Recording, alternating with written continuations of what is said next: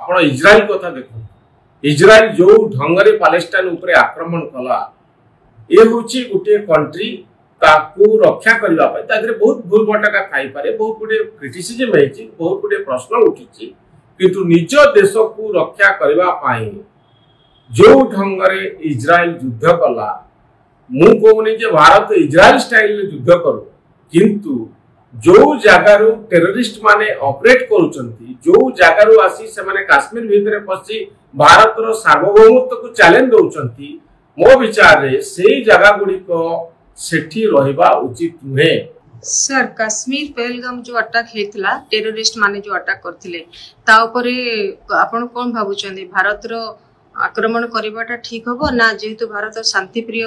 देश से आक्रमण को जीवनी युद्ध हबो कि नहीं आपण कोन भाबुचंदी? देखो युद्ध कहले हमें कोन बुझुचे सेटा होची बड़ा प्रश्न। आपण जानिचंती जे खाली सैन्य नेकरी गुटे देश भीतर पसि जीवाटा युद्ध नुहे युद्ध बहु प्रकार हुए अर्थनीति रे युद्ध हुए डिप्लोमेसी रे आपण युद्ध करिवे बैटल फील्ड बोली आमे तो से राजा महाराजा को समर कथा कहूने जोठी एफाकर सैन्य जीवे सेफाकर सैन्य जीवे मझे लड़ाई हम सेमती हुए तो युद्ध बहु प्रकार हम मत लगुच गोटे स्ट्रेटेजिक वारफेयर हवा दरकार माने आपण गोटे टार्गेट करबा दरकार। आपण देखिबे जोठी लाइन ऑफ कंट्रोल अच्छी भारत पाकिस्तान सीमा अनेक गुडी अंचल अच्छी जोठी टेररिस्ट मानकर आतंकवादी मानकर शिविर सब रही तेणु आपण जदि गोटे टार्गेट करी वार करेंगे गोटे निर्दिष्ट लक्ष्य नहीं वार करेंगे जो गुटिक टेररिस्ट पॉकेट अच्छी बोम्बार्डमेंट करेंगे एयर स्ट्राइक करेंगे युद्ध ताहा एक सीधा सड़क चैलेंज पाकिस्तान हम तेणु पाकिस्तान टेररिस्ट सेंटर गुड़िक जहाँ विभिन्न जगार ऑपरेट करुच्ची जदि गोटे बड़ धरण हमला हो पारे अटैक हो पारे आपण मिलिटरी एक्शन कहि परिबे ताकू युद्ध मध्य कहि परिबे। गोटिए सार्वभौम राष्ट्र उपरे जेतबळे आक्रमण होउची से राष्ट्रर पूरा अधिकार अछि निजको डिफेंड करबा पाई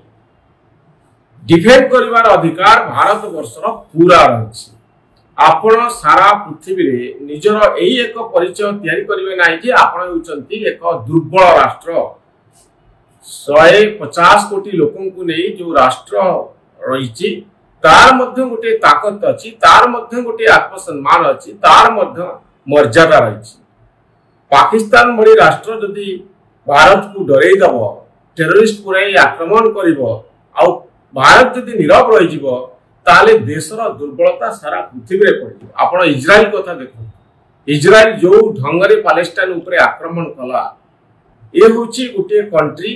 ताकू रक्षा करबा पय तादरे बहुत भूल भटका थाई पारे बहुत गुटे क्रिटिसिज्म हेची बहुत गुटे प्रश्न उठिची किंतु निज देश को रक्षा करबा पाई जो ढंग रे इज्राइल युद्ध कला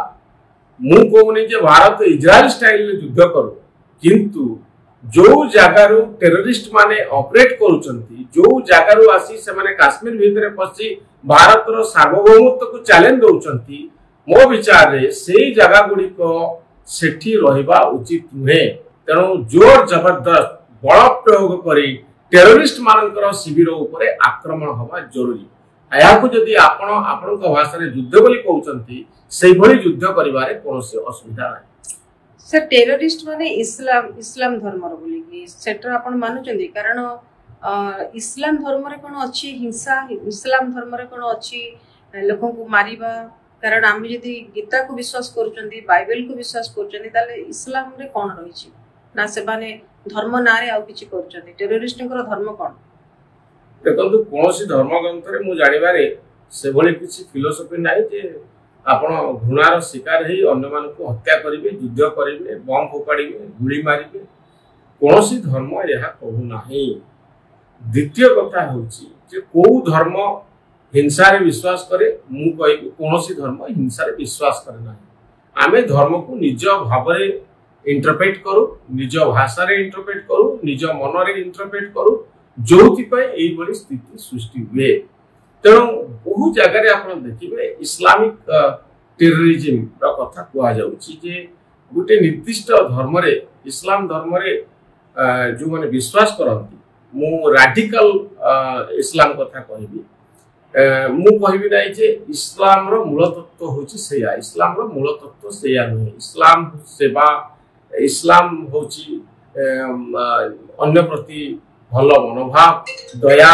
ये सब विश्वास करे मो जाने पारे तेणु जेतबले धर्म नारे गोटे हिंसाकांड होची बर्बरता होची टेररिज्म रो कथा आसुची सेतबले मते लागे कोठी ना कोठी धर्म रो भाषा को आमे भूल बाटरे इंटरप्रेट करूचे भूल बाटरे बुझुचे जोति पाई हाथ रे बंदूक धरी आमे अन्य को मर्डर करूचे अन्य को गुली चलाउचे जदि सत कथा आपण देखिबे पृथ्वीर कोनोसी धर्म हाथ रे बंदूक धरिबा पाई केबे हेले शिक्षा दिना से हिंदू धर्म कहतु इस्लाम कथा कहतु क्रिस्टियन कथा कहतु तेणु